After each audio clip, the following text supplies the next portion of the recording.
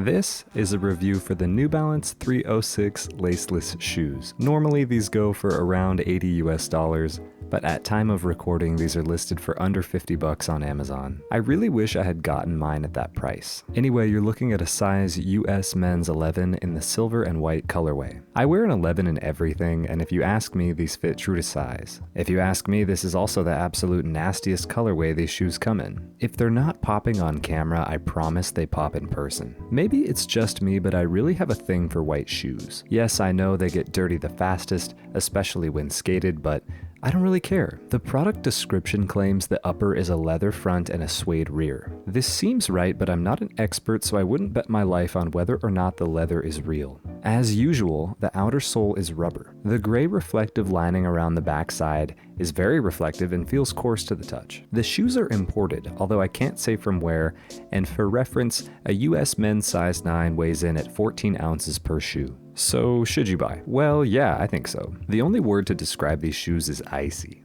If all you wanted was a closer look at these on camera, I think you'll be happy clicking off now.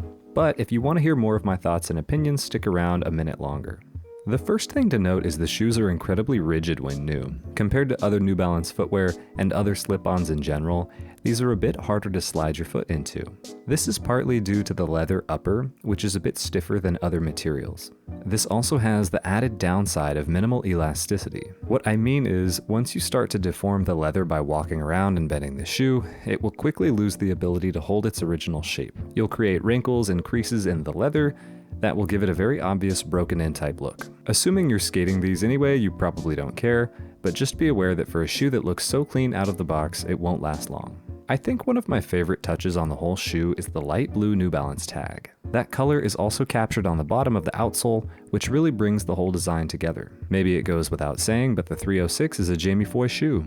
If you look on the inner sole, there's a super clean logo with the name of the shoe, and some proprietary name of whatever cushion makes up the sole. I've never heard of Absorb with a Z, but I'm going to keep a lookout for it on other shoes from now on. One final note on style is I think these look best when you pair them with gray socks rather than, say, white or black, but they all look fine. These 306s have a very thick lip.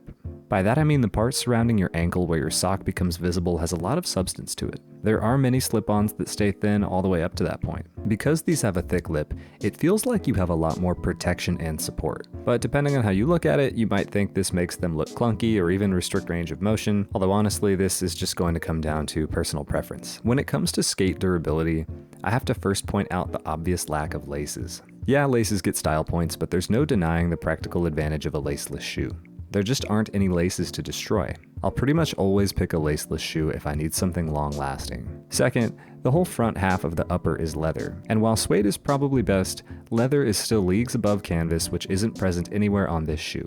If the stiffness of the leather bothers you, I would opt for a different colorway that's entirely suede. So I think that's all there is to say about these, short of a full-on skate test anyway. My main goal here was to give an up-close and personal look at the shoe and share my thoughts. I hope this was helpful.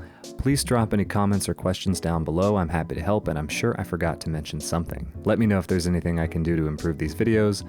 Thank you for watching, and have a fantastic day.